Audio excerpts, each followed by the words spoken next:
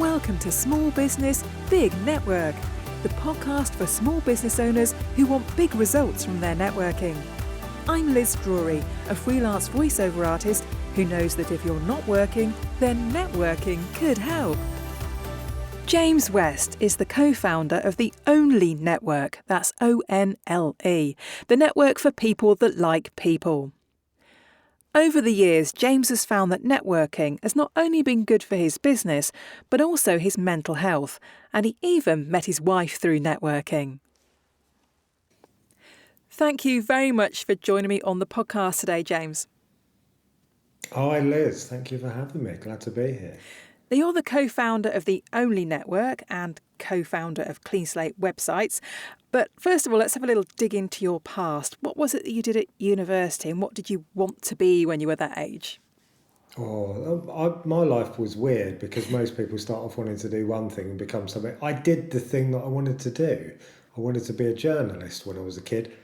I'd like to say because I had lofty ideals around maybe changing the way people communicate and disseminate information and make the world a better place, but it was actually because I liked Spider-Man and I thought it looked like it was a good place to work on a newspaper. So yeah, I went to university and studied journalism back in the time when most universities, it was quite hard to find someone that did a journalism degree because it's not that academic, but that is what I did. And what did you do after that? What was your first job? Yeah, so I worked I did a call centre and then ended up working for a magazine, editing a magazine that was about call centres. Oh, really? Was quite good. So my first article was actually about why call centres maybe trip over themselves and don't get the result that they're measuring. But yeah, I mean, it was a great experience because I was very much thrown in at the deep end. 21-year-old out of university, turned up on the job, and the then editor, who became a good friend of mine, said, "Oh, right, there's 5 magazines going out next week. I'm on holiday. There's a list. Wow. Get on with it." So yeah, it was good. I did a lot of writing, as you can imagine, but I also did a lot of, and this is relevant for, I think, what I do now.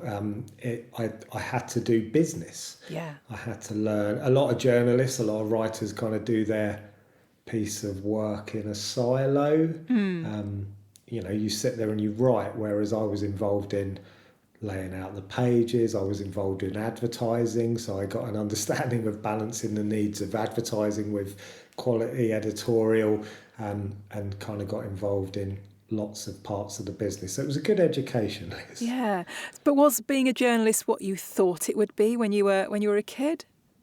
No, there was no secret web swinging or anything like that going on. I enjoyed it. I mean, this was like, late 90s into 2000s when it was a cool profession. I didn't love the topic. I was writing about business IT, which was something that I didn't know anything about. But it, like a lot of things, it comes down to people, doesn't it? And there were good people. Yeah. And it was the glory days where journalists, the PR firms would want to take you out to posh restaurants and butter you up and, checkbook journalism. Not quite to that level, but it was good times. There was a lot of drinking, a lot of fun involved. And I always loved the deadline. I liked working with the team, getting the magazine finished on the day and that kind of thing. And obviously writing, which is something that I can't say I love. I probably did too much of it, but, I'm good at it. Yeah, yeah. I was having a look at your LinkedIn profile and saw that you spent 10 years involved in the service desk and IT support show. Please tell me that was more interesting than it sounds. Oh, I shouldn't say because I've got friends there, but it wasn't my favourite. And do you know what? That was one of the things that precipitated moving into running my own business. And I had a weird kind of shift from being so I was a journalist working for magazines. Because we came out of that glory time where magazines were making good money because they had a captive audience for the advertisers, and then the internet came along. Yeah. I mean, it's funny now, we talk about AI kind of taking jobs away. I was at that point where the internet made some of the magazines that I edit almost obsolete overnight. Yeah. And it went wrong very quickly, in that I was working one day and the receivers came in and said, you don't have a job anymore. Wow. And I just had to go home and say to my then partner, we had our second child, I don't have a job. And I tell you what, Liz, this was one of my first lessons in networking, actually, that never burn bridges with people and treat people with respect, irrespective of whether you think they can help you or not. Yeah. Because I tell you what happened, I left there. A lot of the journalists that I knew, I didn't like them. They were quite arrogant, kind of looked down at a lot of the PR and marketing people, because as the journalists, they were all trying to, get you to, place their client, write about their client, that kind of thing. And a lot of the journalists were ridiculously rude to the point that they'd make some of the PR people cry. And whereas I always believed in just treat people with respect. If I don't have time, I'll tell you, but it'll be polite. Yeah. I'm on a deadline. So when I didn't have a job, I put in a few calls to some of the marketing people that I had good relationships with. And I can't even think that there was any lack of continuity. I ran a business. I had freelance clients almost overnight. And that I still remember that lesson to this day, that don't burn bridges and treat people well, because you never know that they might be able to help you one day. Yeah, absolutely. So would you say that you've always been a networker? No. Right, what have I got in my favour? I'm really interested in people. That was one of the reasons behind journalism, that it's an excuse to talk to people. In my view, I like writing and I like people. I find people endlessly fascinating. I'm always saying to Kelly, my wife, isn't it amazing how everyone's just so different? Once you don't even have to dig that far. I always, that sounds a bit stupid, why does everyone look so different when fundamentally our faces are the same layout? But I'm sounding a bit mad there. But I love people. I'm fascinated by people. So I had that in my favour. But for me, networking wasn't natural. And do you know what? Just to reassure anyone that thinks, it's easy for this guy, he runs a networking group. I actually don't think networking, in the sense that most of us then do kind of formalised business networking, I don't think it's natural for anyone. And we can talk about that if you want. Yeah. Tell me why. Well, I can't think of any other thing that I've encountered in life that I can use to kind of mimic it or learn that method. It's sort of, I think of it in terms of, what business skills? And okay, so I was a writer, so I found it pretty easy to adapt writing onto doing social media, for example. Yeah. There's normally a parallel between certain skills that you can say there's an overlap. Yeah. Like networking, for me, exists as this weird little... I think the problem with networking is that you have to do the opposite of what you would naturally do or want to do. Because most of us go to a networking group, and I'll share my first awful foray into networking. I think most of us go networking because we want business, basically. Yeah. And that's, by the way, there's nothing wrong with that. Of course we do. We need to get business. But the problem is it drives the behaviour that is the opposite of the thing that's going to help you get a result from networking. Does that resonate with you, absolutely. with your experience? Yeah, so tell me what happened at your first networking meeting and why it was so awful. I went to a BNI meeting. My accountant said, go to this BNI meeting. And by the way, BNI, if you don't know, it's the global leader. They invented formalised business networking. Some people don't like it. It's diversive. It's quite, they make you work. Yeah. They make you do the things that are going to drive a networking result. So you have to have the one-to-ones. You have to bring referrals. It works. I'm kind of jumping ahead of myself here. But I always feel like when I talk about BNI, people think you're going to trash BNI because you run a network.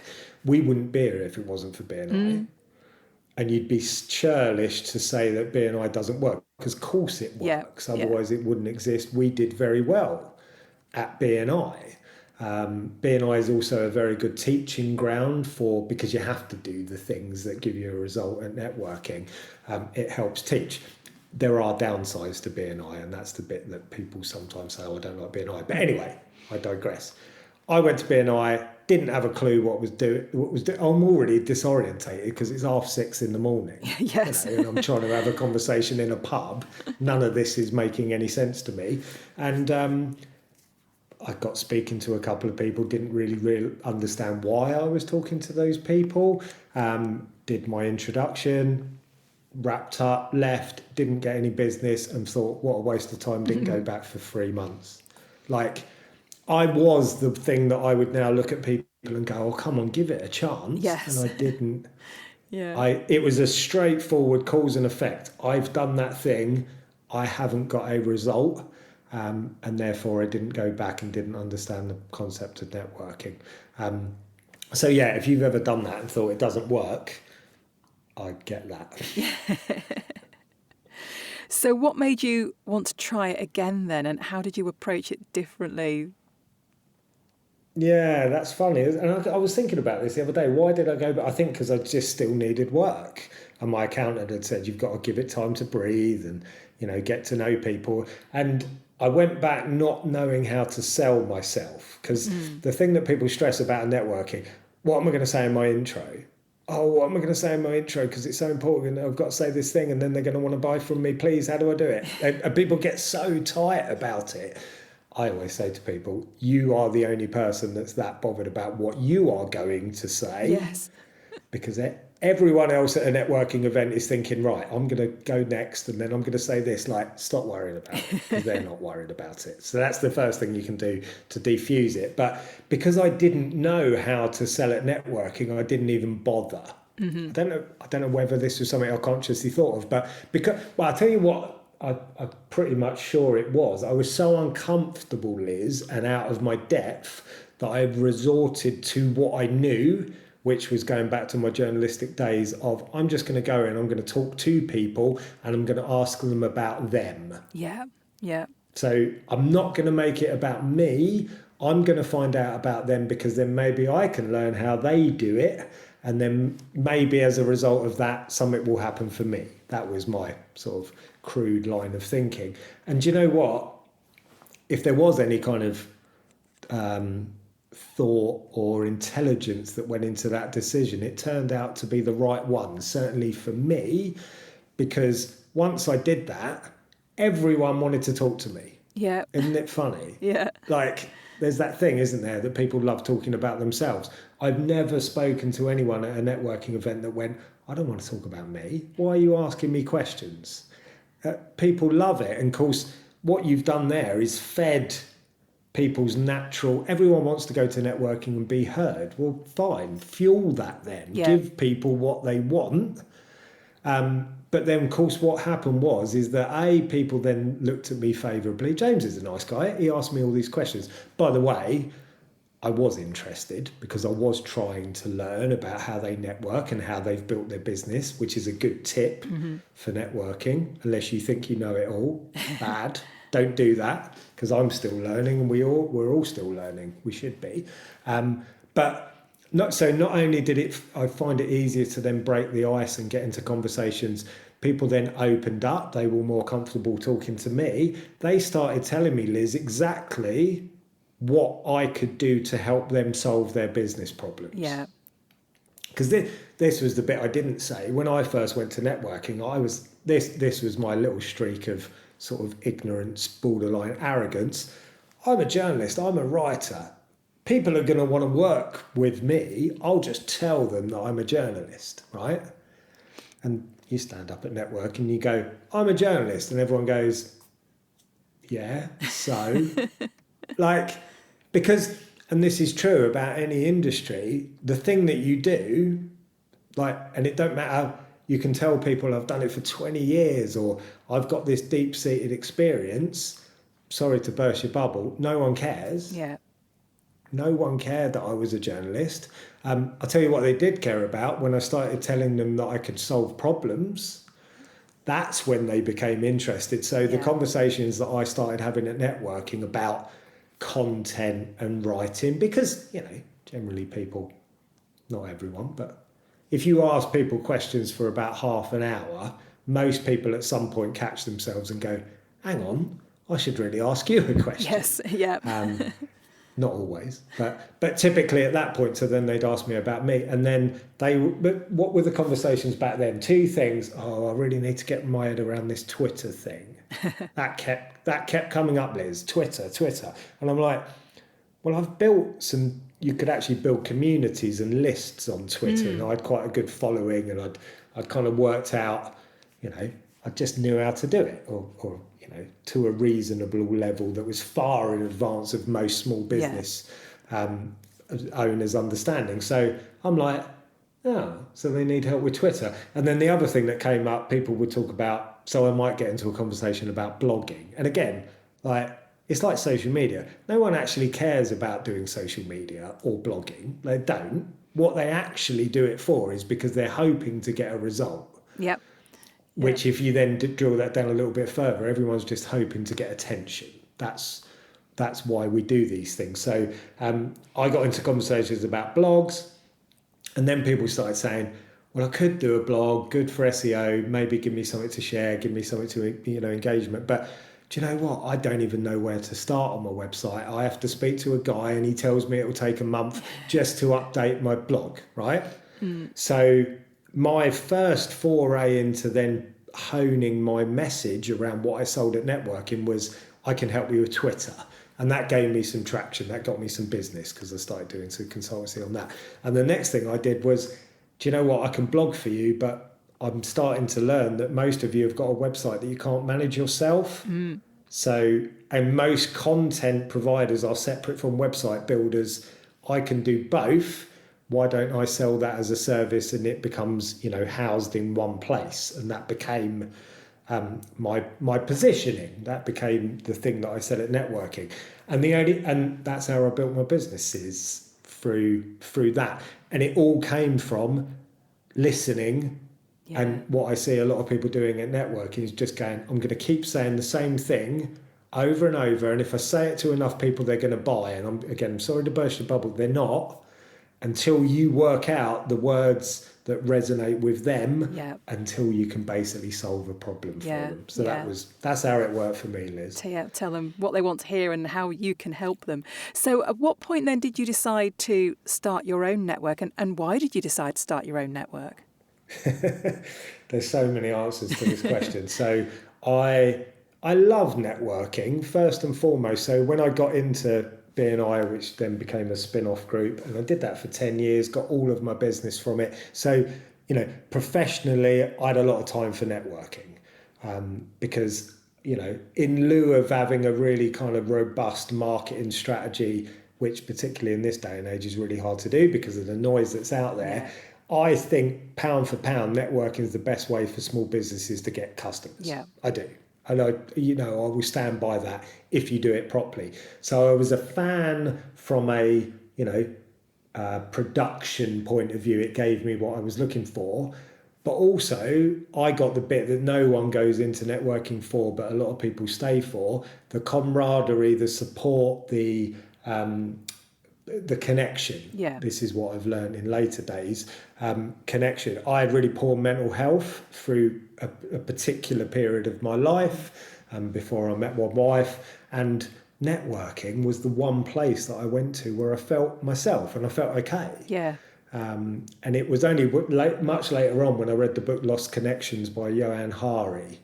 Great book if you're interested in the mechanics of networking and how people interact with each other. That I was like, that's what it gave me. It gave me meaningful connection. And if we as human beings end up without meaningful connection, particularly if you're a people person, you're going to end up in a bad way. And I ended up in a very bad way. So I love networking for the result. I love networking for the mental health, for the connection that it gave me. And then to top it off, I then met my wife at a networking event. Great result, I would say. It did work out quite well. And we met Liz. We I wasn't even married before. I didn't understand why people did it. We met and it was a bolt of lightning. Not only did I not understand why people got married, before. I can't imagine a world where I'm not married to Kelly. Yeah. And that happened almost within a week. So we wanted to be together. We wanted to do a business together. And we started off building websites together. We became authorized Squarespace trainers, which is the clean slate bit that you refer to. Because it plugged into my skill set, her skill set, and we wanted to work together. But the way I describe why did we move from, because we had a good website business, we were doing really well.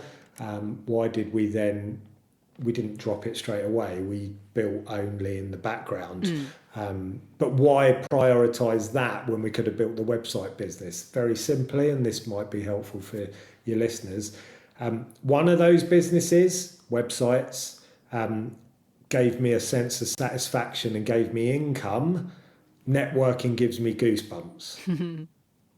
That's the difference, because networking, for me, there's a tangibleness to human relationships that, like, a website's a website, and it can be a useful business tool, but I don't have an emotional, like, we had to make websites emotional by almost becoming champions of people that had been ripped off by web designers that had just blinded them with jargon and psychobabble. And like ripped them off, quite frankly. So we made it about, we want to help you. It was what it's called, Clean Slate. We want to show you that, look, we're going to show you your website. You're going to be able to edit yourself, and there's no smoke and mirrors about what we do and how we charge. So that was the closest we could get to making it about people. But it doesn't kind of get you revved up, doesn't get you out of bed in the morning. That was the difference. So networking, and now, obviously, because of all the reasons we love networking, wouldn't it be amazing if we could build a network? There were two things. Why did we build ONLE the way we did? So ONLE, if you don't know, is the network for people that like people, which is a great line. I wish I'd written it, but I didn't. It was Sean Goldsmith, a friend of ours, but he said it, I took it, and I thank him for it. So cheers, Sean. Network for people that like people sums us up beautifully. What could we do differently? Well, I was getting tired of going to networking and feeling like I have to refer people even if I don't think they're appropriate for the person I'm referring to. And I'd argue this with the head of BNI, that's one of the limitations of BNI, that you have to circumvent the rule that says you're supposed to refer within the room. You have to, because it's your reputation. If you want to be taken seriously as a good networker, you might have to circumvent the room. And also that model of you have to do things, you have to turn up, you have to bring visitors, makes no concession for the human being. And for me, who'd had mental health problems, I never took days off sick, but do I need that pressure in my life? And do I end up just doing things to tick a box rather than them being a meaningful contribution to my network? So our contention was, can we run a network without the rules and protocols that get in the way of building a business and building relationships? That was, because we didn't see that in the market. But that still had a professional slant. Because you can go and have a coffee morning, but don't expect to get any work from it. That was the difference. So that was the kind of theory about, can we do that kind of networking? We'd love to go to that network. And then on the other side, what about this online bit? This wasn't being talked about in 2018 when we formed ONLE, that we're doing this in-person networking, and it's beautiful and it's magical and it does all this stuff, but wow, it's limited. You've got the 10 miles that people might drive, but I am not meeting huge swathes of people that might end up being my best friend, because by virtue of the restriction of it being in person. So would it be amazing if we could tap into the potential of what this online bit gives us?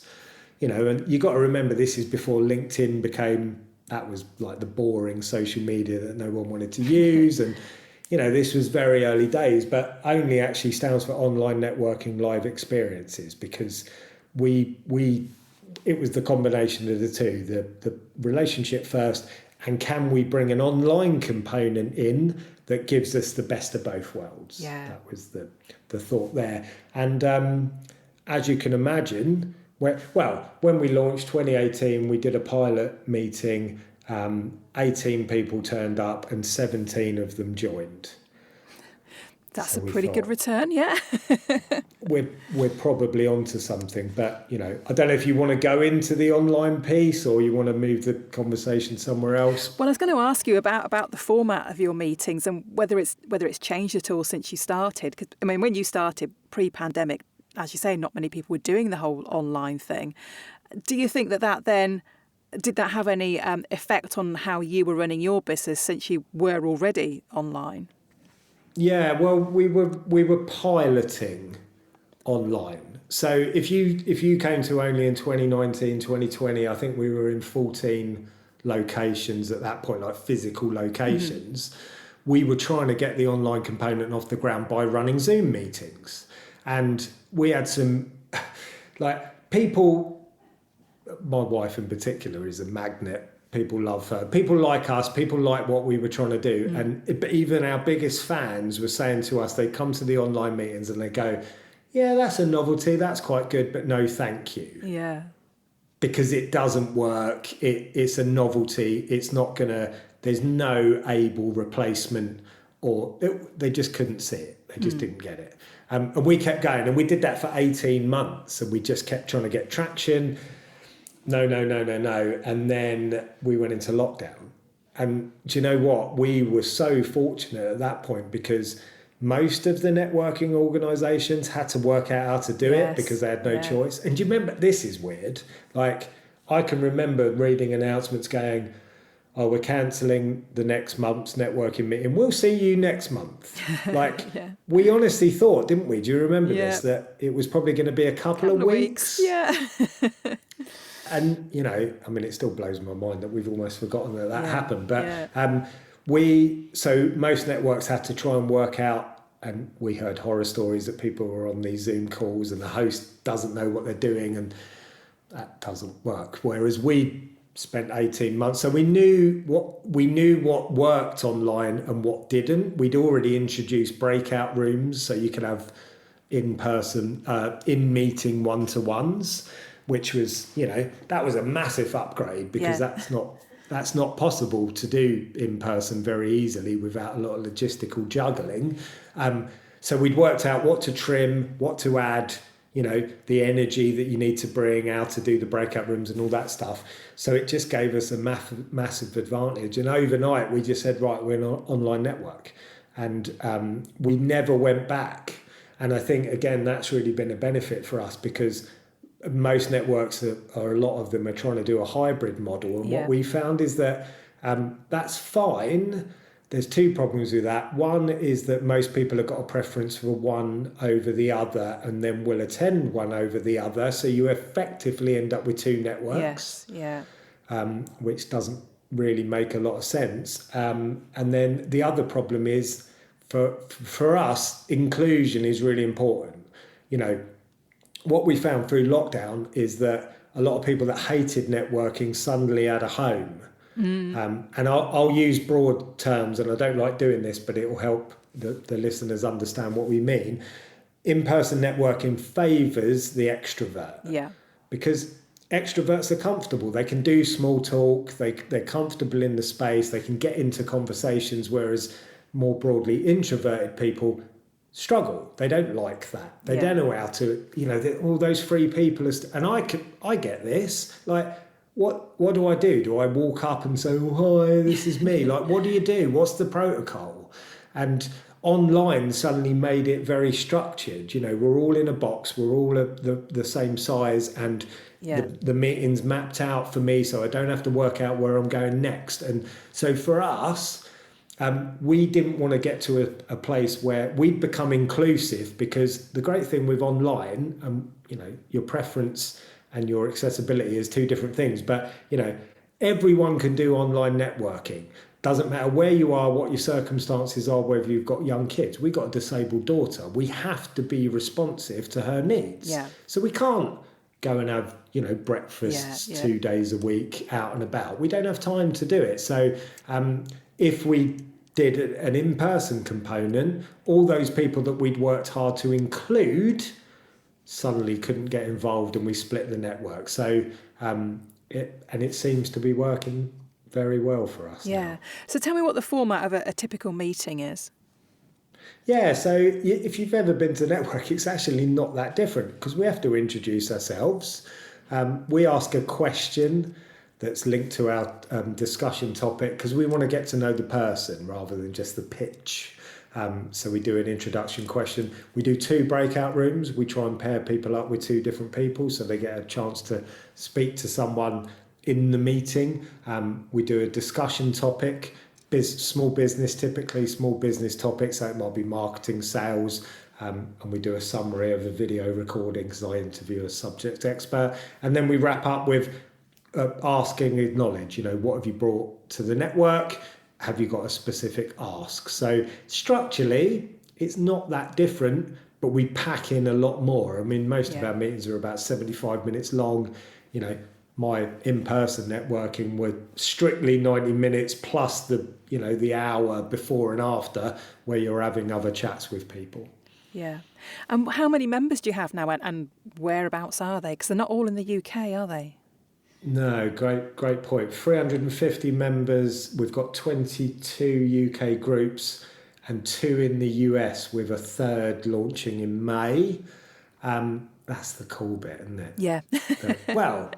That's a bit disparaging towards. So we've got a Scotland group. Like that blows my mind because having networked mostly around Winchester, Southampton, where we're from, the fact that we've now got friends and people that we work with in Scotland absolutely blows my mind. But then if you transpose that to New York and Atlanta, and that completely dispels when people say, online networking doesn't work. It might not work for you and it might not be your preference, but that doesn't mean it doesn't work. Yeah. You just need to find, and it might not ever suit you. So I'm not, we get into this like stupid, one works, it's irrelevant. Like everyone's got a preference. I preferred in-person networking. I now far prefer online. Like in person for me is exhausting now and I don't know where to start and I haven't got any business cards anymore. Like I've just got really comfortable online because I feel like people actually, particularly one-to-ones, pay more attention because there's not all the background distractions. But anyway, like if you think that online networking doesn't work and you look at one of our members like Brian, who's in North Carolina, who's become a friend, like he's become a proper friend of ours. He did $30,000 of business in 6 months into a predominantly UK audience through online networking. Like that for me is there's your evidence that it's not the medium, it's the approach. And don't get me wrong, Brian talks about you need a clear, consistent marketing message. You need to be able to show the symptoms of a referral. If you're just turning up at networking, not really listening, you kind of scrabble together an introduction, you don't really know what you're trying to do, it's not going to work. Yeah. But that goes for all networking if you don't really have an approach. And also, if you don't listen to other people, I think there's a tendency online that people, they do their bit and they forget that we can see that you're in the background doing an email and not listening to anyone else. I can't do much about that. But going back to your question, I mean, we've only scratched the surface. But the fact that we've got the 2 now free US groups, for me, that's the most exciting bit. We got a guy join from El Salvador. I had to look it up on a world map. Like, where's that?